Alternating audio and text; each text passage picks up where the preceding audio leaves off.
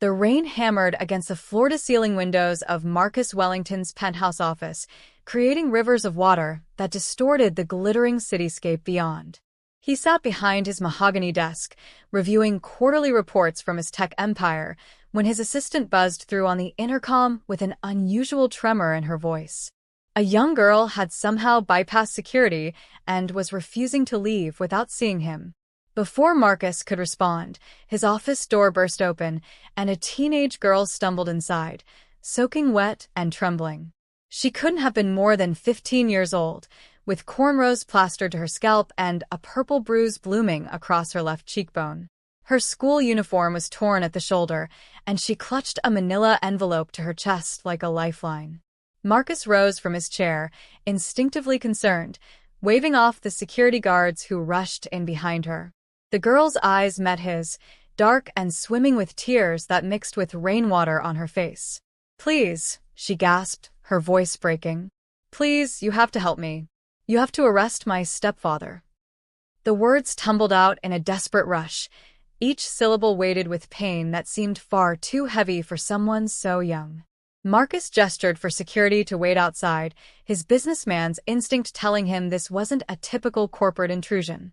Something about the raw terror in her expression cut through his usual defenses. The girl collapsed into the chair across from his desk, her entire body shaking. Marcus grabbed his suit jacket from the coat rack and draped it over her shoulders, then poured her a glass of water from the crystal decanter on his sidebar. She accepted it with trembling hands, taking small sips between ragged breaths. He waited patiently, giving her time to collect herself, though questions raced through his mind about how she'd found him and why she thought a tech billionaire could help with what sounded like a criminal matter. "My name is Destiny Crawford," she finally managed, her voice steadier now but still thick with emotion. "I've been trying to get someone to listen for 6 months. The police won't help. Child services won't help. My school counselor filed reports, but nothing happens. He knows people. He has connections." She opened the manila envelope with shaking fingers and spread photographs across Marcus's pristine desk. His stomach turned as he glimpsed images of bruises, broken furniture, and what appeared to be surveillance footage timestamps. Marcus felt his jaw tighten as he looked at the evidence before him. He'd built his fortune on solving complex technological problems, but this was something entirely different. This was a child in genuine danger, sitting in his office because every system designed to protect her had failed. He leaned forward, meeting her desperate gaze with a steady one of his own. "Tell me everything," he said quietly. "Start from the beginning." And as Destiny Crawford began to speak, Marcus Wellington made a decision that would change both their lives forever. Destiny's story unfolded like a nightmare that had been playing on repeat for 2 years. Her mother, Angela, had married Raymond Price 3 years ago, and at first, everything seemed perfect. Raymond was a successful real estate developer with a charming smile and expensive tastes. He'd swept Angela off her feet with fancy dinners and promises of a better life. Destiny remembered how happy her mother had been, how the worry lines had smoothed from her forehead when she no longer had to work 2 jobs to keep them afloat. But the mask began to slip within months of the wedding. It started small. Criticism of Angela's cooking, complaints about how she dressed, subtle put-downs disguised as jokes at family gatherings. Destiny watched her vibrant, confident mother slowly shrink into someone who apologized for existing. Then came the night Destiny first heard the shouting, followed by a crash that made her bedroom walls shake. She crept to her door and peered through the crack to see her mother picking up pieces of a shattered vase, blood dripping from her hand. When Destiny tried to intervene the next time, Raymond turned his attention to her. The first time he hit her, he'd claimed it was an accident, that she'd walked into his hand while he was gesturing during an argument. Her mother had believed him, or pretended to, her eyes pleading with Destiny not to make waves. The bruise on Destiny's arm had been easy to hide under long sleeves. But the incidents became more frequent, more deliberate, and harder to conceal. Marcus listened without interrupting, his expression growing darker with each revelation. Destiny explained how Raymond had cultivated relationships with local police officers through his business dealings and charitable donations. He'd coached the youth baseball league and sponsored community events, building a reputation as a pillar of the community.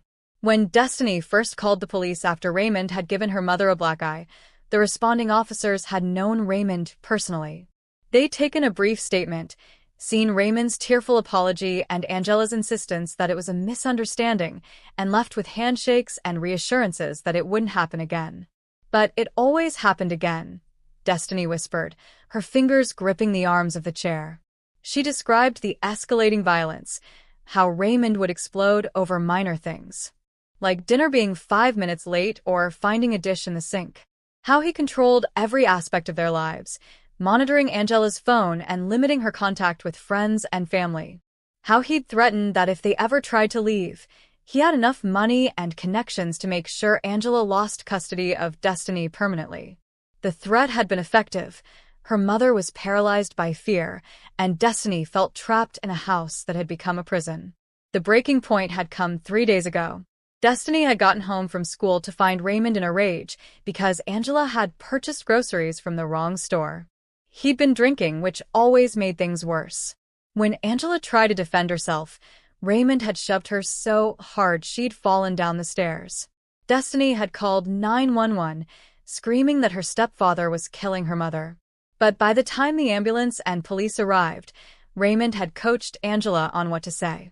Her mother had claimed she'd simply tripped, her eyes begging Destiny to go along with the lie.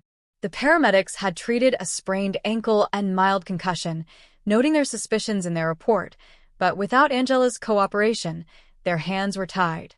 Marcus examined the contents of Destiny's envelope with growing alarm. The photographs were damning, bruises in various stages of healing, a timeline of injuries that painted a clear picture of sustained abuse. But what truly caught his attention were the USB drives she'd included. Destiny explained that she'd used her computer skills, self-taught through YouTube tutorials and online courses, to access the home security system Raymond had installed throughout their house. He put cameras everywhere to watch us, Destiny explained, her voice hollow. He thought he was being smart, monitoring our every move, but he underestimated me. She'd spent months learning how to hack into the system's cloud storage, downloading footage of Raymond's violent outbursts. The timestamps corresponded perfectly with police reports and hospital visits, creating an irrefutable record of abuse that contradicted the official narratives. Marcus plugged one of the drives into his computer, and together they watched several clips. The footage was difficult to view, Raymond screaming inches from Angela's face, throwing objects, physically intimidating both women. In one particularly disturbing clip, he grabbed Destiny by the throat and slammed her against a wall after she questioned why she couldn't join the debate team at school. The date stamp showed this had occurred just 2 weeks ago. "Why come to me?" Marcus asked, though he was already formulating a plan. "I'm not a police officer or a lawyer. I run a technology company." Destiny looked at him with eyes far older than her 15 years. She'd done her research on Marcus Wellington, she explained. He'd made headlines not just for his business success, but for his advocacy work. 5 years ago, his younger sister had been killed by her abusive partner. Since then, Marcus had quietly funded domestic violence shelters and advocacy organizations, though he rarely spoke about it publicly. "You have resources," Destiny said simply. "And you have a reason to care. The news articles about your sister, I read all of them. You said in an interview that you wished you'd paid more attention to the signs, that you'd done more to help her." She leaned forward, her voice intense. "I'm showing you every sign. I'm giving you all the evidence. I'm begging you to do something before my mom ends up like your sister." The words hit Marcus like a physical blow. His sister, Jennifer, had hidden her boyfriend's abuse from the family, making excuses for bruises and canceled plans. By the time they'd understood the danger, it was too late. He'd lived with that guilt every day since, channeling it into his foundation work, but never feeling like it was enough. Now here was a child offering him a chance to actually prevent a tragedy rather than just funding services for survivors. Marcus made several phone calls while Destiny sat quietly, exhausted from her emotional outpouring. He called his head of security, his personal attorney, and finally, a contact at the FBI who owed him a favor. If local police were compromised by Raymond's connections, they'd need to go over their heads. He explained the situation in crisp, business-like terms, but Destiny could hear the underlying fury in his voice. This billionaire, this stranger, was more outraged on her behalf than most of the adults who were supposed to protect her. Within hours, Marcus's conference room had transformed into a command center. His attorney, Patricia Chun, arrived with 2 associates and immediately began reviewing the evidence Destiny had compiled. Marcus's head of security, a former FBI agent named Frank Morrison, started verifying the authenticity of the security footage and building a comprehensive timeline of incidents. Marcus sat with Destiny, gently asking questions and taking detailed notes. Patricia was impressed by the quality of evidence Destiny had gathered. The security footage alone was powerful, but Destiny had also secretly recorded several of Raymond's threats on her phone. She'd kept a detailed journal with dates, times, and descriptions of every incident. She'd even taken photographs of the medications her mother had been prescribed for anxiety and depression, which had only started after marrying Raymond.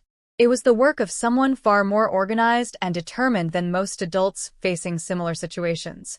"This is prosecutable," Patricia said, spreading documents across the table. Multiple counts of domestic violence, assault, battery, child endangerment, and possibly witness intimidation given his interactions with local police. But she cautioned that the challenge would be getting Angela to cooperate. Without her testimony, the case would be weaker, and Raymond's expensive lawyers would exploit every technicality. Destiny's face fell. She knew her mother loved her, but was paralyzed by fear and years of psychological manipulation. Raymond had systematically destroyed Angela's confidence and isolated her from anyone who might help her see clearly. He controlled their finances, monitored her communications, and had convinced her that she was worthless and that no one else would ever want her. Breaking through that conditioning would require more than just evidence. It would require giving Angela hope that escape was possible. Marcus understood this challenge.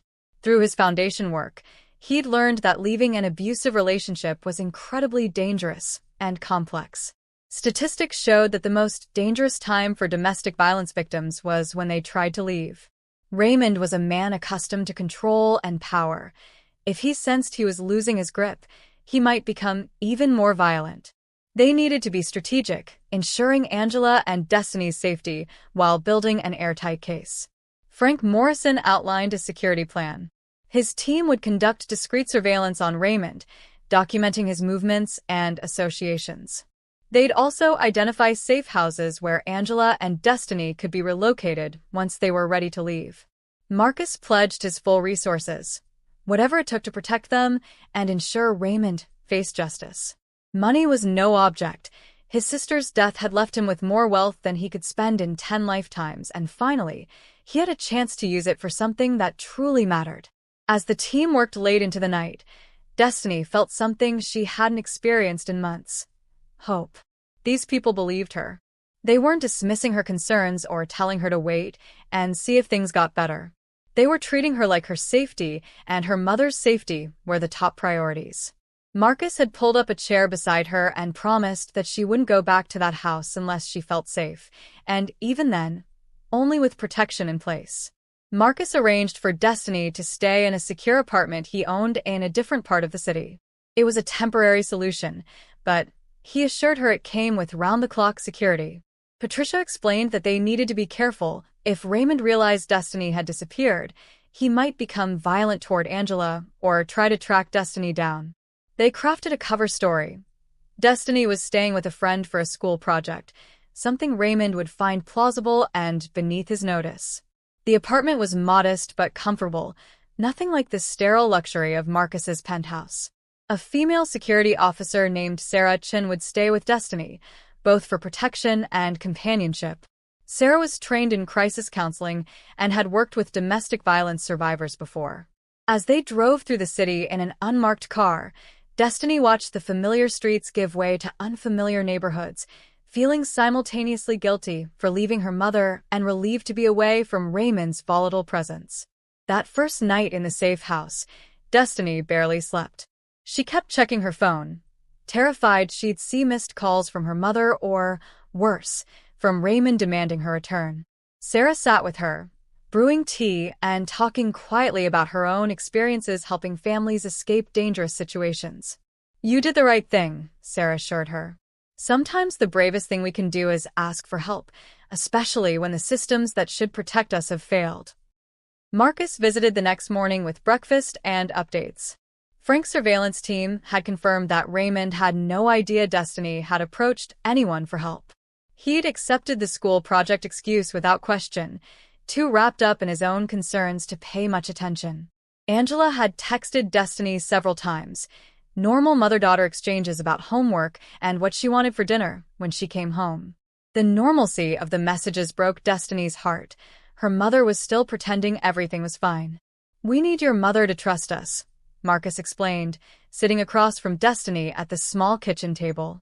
"I'd like to arrange a meeting where we can show her the evidence you've gathered and explain that there's a way out. But it has to be her choice. We can't force her to leave, as frustrating as that is." He spoke from experience, Patricia had explained. Victims of domestic violence had to make the decision to leave on their own terms, or they'd likely return to their abusers. Destiny suggested approaching her mother at the hospital where Angela worked part-time as a medical records clerk. It was one of the few places Raymond couldn't monitor her every move, though he did occasionally show up to bring her lunch in what Angela thought was a sweet gesture, but was really another form of control. They could arrange a meeting during Angela's break, somewhere private where they could talk without fear of Raymond's sudden appearance. Patricia thought this was a sound plan, but wanted to prepare carefully. They'd bring the evidence, but they'd also bring information about protective orders, safe housing options, and the legal process.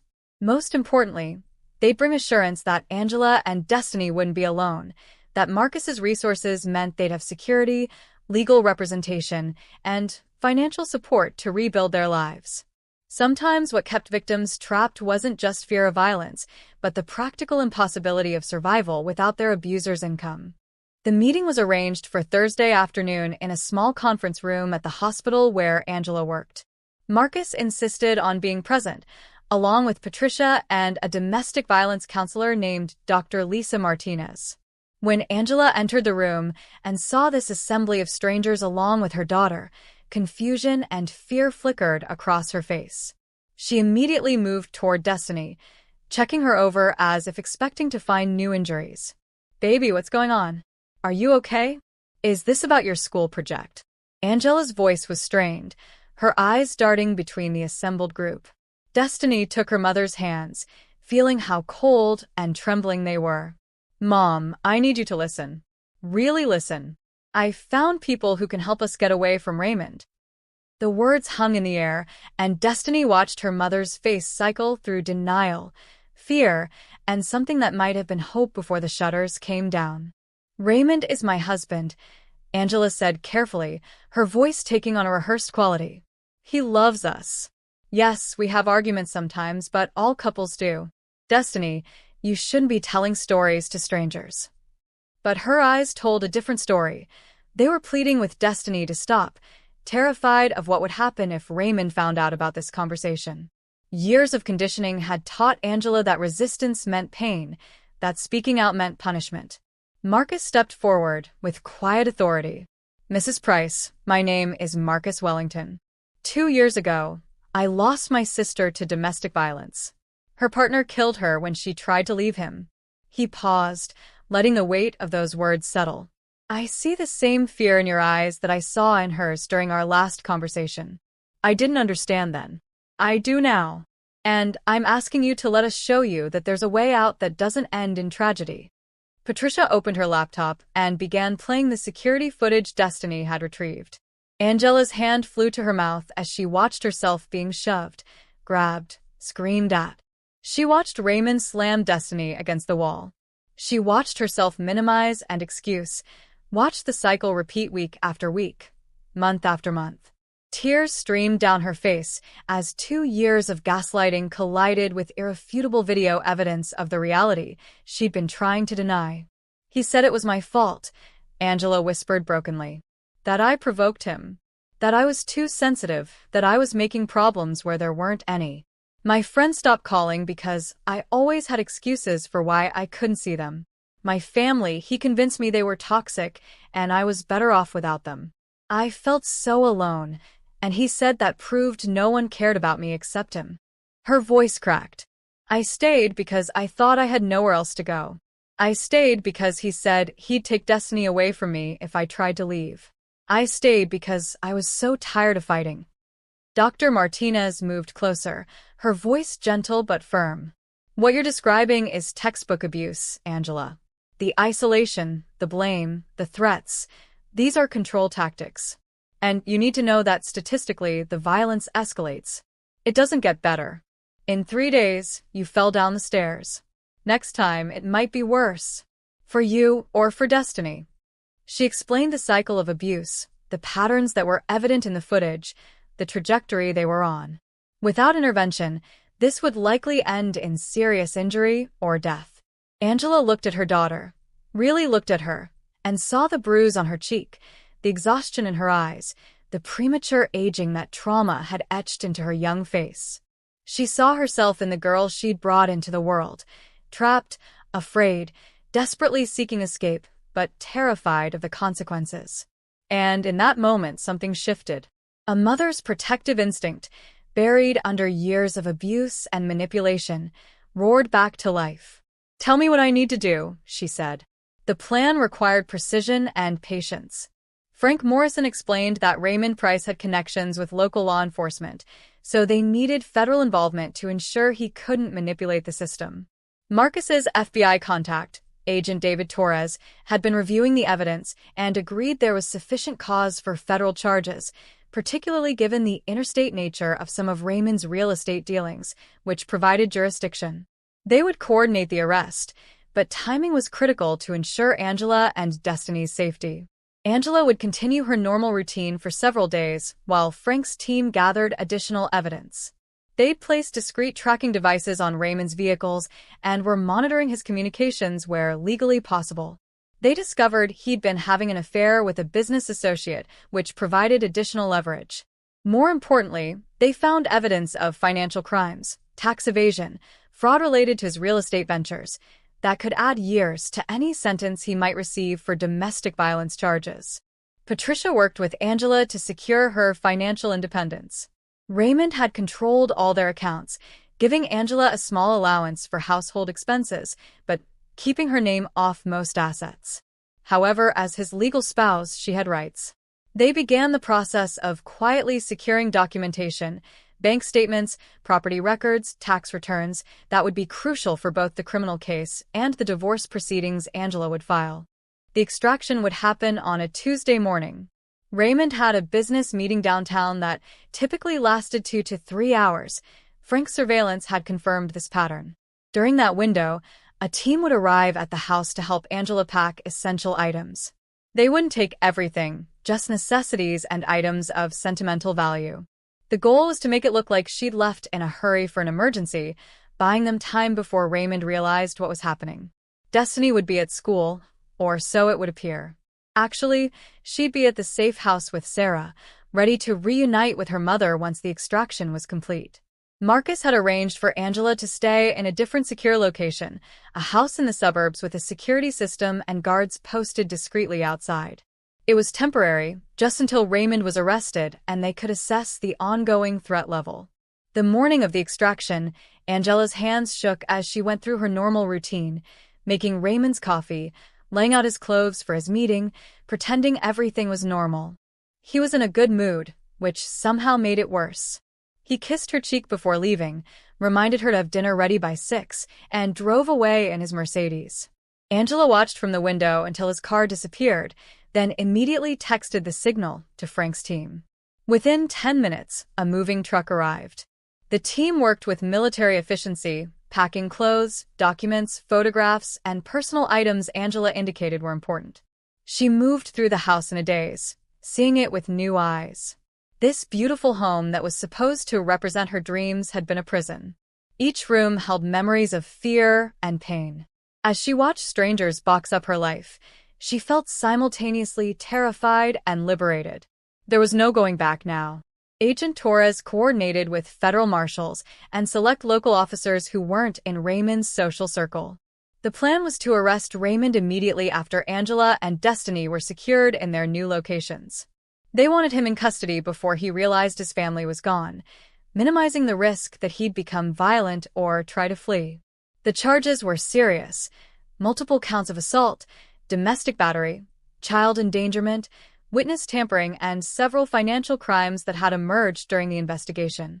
Raymond left his business meeting in high spirits, looking forward to dinner with a client.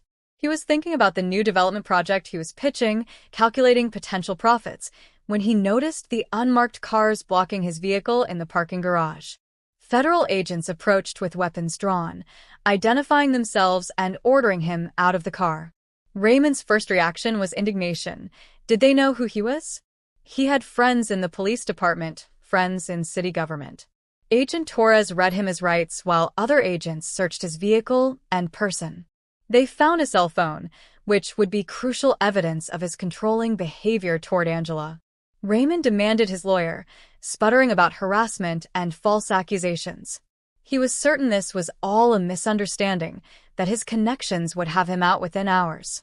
Even as they handcuffed him and loaded him into a federal vehicle, he couldn't imagine that his carefully constructed life was crumbling. The drive to the federal detention facility was silent except for Raymond's occasional protests. He tried charm first, then intimidation, then bargaining. The agents ignored him. They'd seen men like Raymond Price before, successful, charismatic, convinced they were above consequences. The evidence against him was substantial, and Agent Torres had made it clear they were pursuing maximum charges. Raymond would not be getting special treatment because of his community standing or his donations to police fundraisers. Back at Marcus's office, they monitored the arrest via secure communications. When they received confirmation that Raymond was in custody, Marcus saw Angela's whole body sag with relief. She'd been convinced something would go wrong, that Raymond would somehow escape or that his connections would protect him. Seeing the booking photograph, seeing him in handcuffs, looking disheveled and angry, made it real. Destiny hugged her mother tightly, both of them crying tears that mixed relief, grief, and exhaustion. Patricia explained the legal process ahead. There would be a bail hearing, but given the severity of charges and the evidence of witness intimidation, she was confident Raymond would be held pending trial. The federal charges meant he faced significant prison time, if convicted.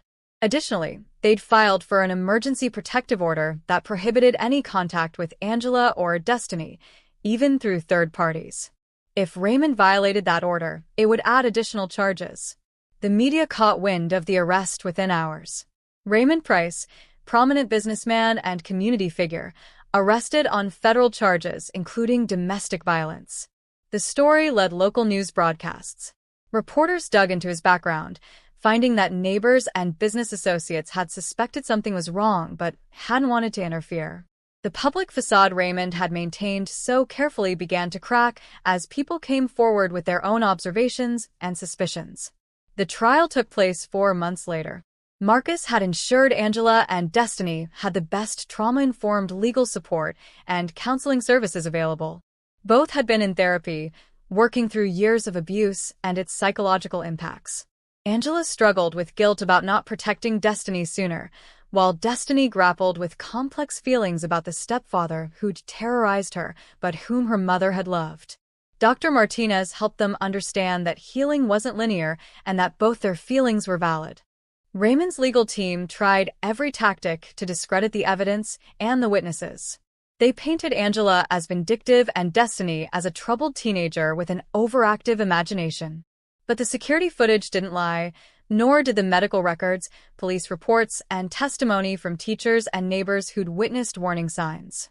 Marcus attended every day of the trial, sitting behind Angela and Destiny in silent support. His presence sent a message that they had backing, that they weren't alone against Raymond's high-priced attorneys. The prosecution methodically built their case. Agent Torres testified about the evidence they'd gathered. Medical experts explained the injuries documented in photographs and hospital records. A forensic psychologist detailed the patterns of coercive control evident in Raymond's behavior. And finally, Angela took the stand. Her voice shook at first, but it grew stronger as she described years of escalating abuse, the fear that had governed her life, the relief she'd felt when Destiny had found help because she'd been too beaten down to seek it herself. Destiny's testimony was perhaps the most powerful.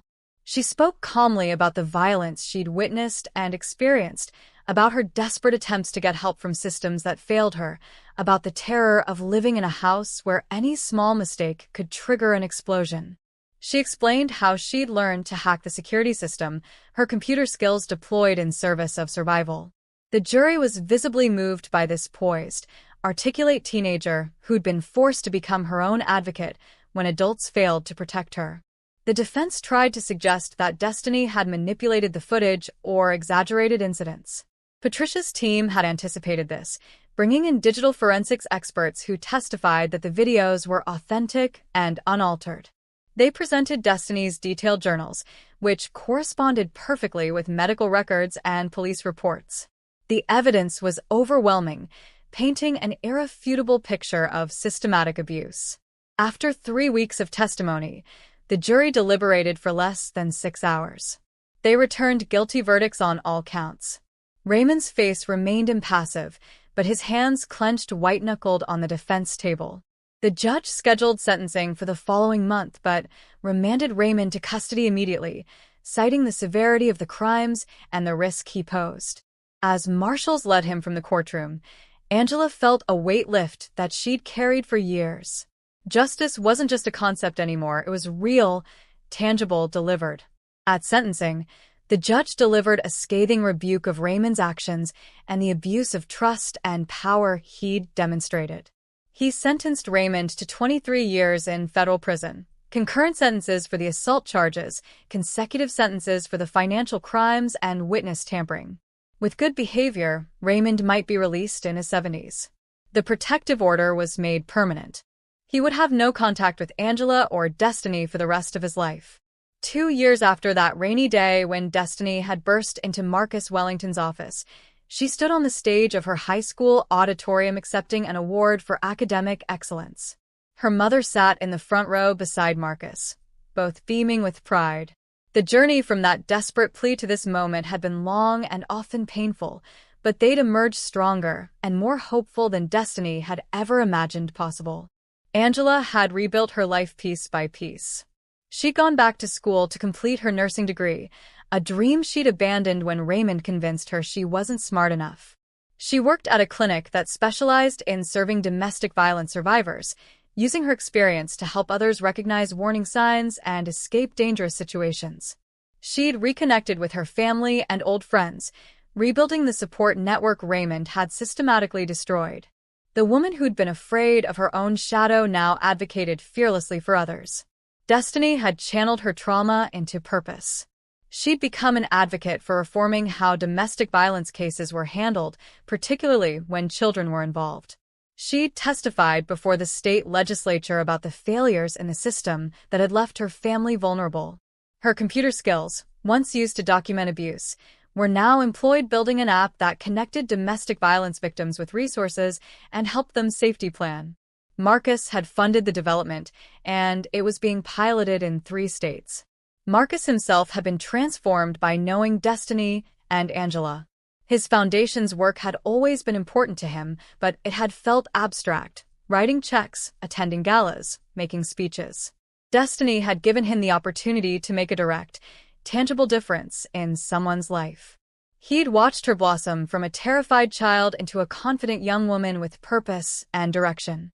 Angela had become a close friend, someone who understood the pain of losing a loved one to violence and the determination to prevent others from experiencing the same loss. The media had covered their story extensively. The brave teenager who'd refused to accept a broken system, the billionaire who'd used his resources to help when official channels failed, the mother who'd found the strength to break free. They'd done interviews carefully, hoping their story might help others recognize abuse and seek help. Destiny's face had appeared in magazines and on television, but she'd never let the attention distract her from her mission. Sarah Chin, who'd stayed with Destiny during those first terrifying days in the safe house, had become like an aunt. Frank Morrison checked in regularly, proud of the young woman who'd shown such courage. Patricia Chun had handled Angela's divorce pro bono and continued to provide legal advice as they navigated the aftermath. Dr. Martinez remained Angela's therapist, helping her process trauma and build healthy relationship patterns. They'd all become an extended family, bound by shared experience and mutual commitment to healing. As Destiny accepted her award, she thought about the girl she'd been 2 years ago, desperate, afraid, running out of options. She thought about the leap of faith it had taken to walk into a stranger's office and beg for help. She thought about how easily it could have gone differently if Marcus had turned her away or if the evidence hadn't been enough. But mostly, she thought about how many other children were in situations like hers had been, trapped by systems that failed to protect them. In her acceptance speech, Destiny thanked her mother for her strength, Marcus for his advocacy, and all the people who'd helped them build new lives. But she ended with a challenge to her classmates and the adults in the audience. Domestic violence thrives in silence, she said, her voice clear and strong. It depends on victims being too afraid to speak and on bystanders choosing not to see what's happening. Every one of us has the power to break that silence. Every one of us can be the person someone turns to when they need help. Every one of us can refuse to accept that abuse is just how things are. As the audience rose in a standing ovation, Angela wiped tears from her eyes. Her daughter had not only survived, she'd transformed her pain into purpose. Marcus squeezed Angela's hand, thinking about his sister Jennifer and wishing she'd found someone like Destiny's courage to reach out. He couldn't change the past, but he could honor Jennifer's memory by ensuring other victims had the resources and support to escape. After the ceremony, Marcus approached Destiny with a proposal. His foundation wanted to establish a program specifically focused on empowering young people to identify and report abuse. He wanted Destiny to help design it, drawing on her experience to create something that would fill the gaps in the current system. It would fund training for teachers and counselors, create confidential reporting mechanisms that bypassed potentially compromised local authorities, and provide immediate support to families trying to escape violence. Destiny accepted, without hesitation. This was her purpose, forged in the fire of her worst experiences. She would spend the rest of her life ensuring that no child would have to go through what she'd endured, that no mother would feel as trapped and hopeless as Angela had felt. The girl who'd once begged a billionaire through tears to arrest her stepfather was now a force for change, living proof that speaking up could save lives. As they left the auditorium together, Destiny, Angela, Marcus, and the team that had become their family, the future stretched before them full of possibility. The past would always be part of their story, but it no longer defined them. They'd taken their pain and turned it into power, their fear into fearlessness, their victimization into victory. And in doing so, they'd created something beautiful from something broken, hope, healing, and a determination to ensure that no one else would suffer in silence.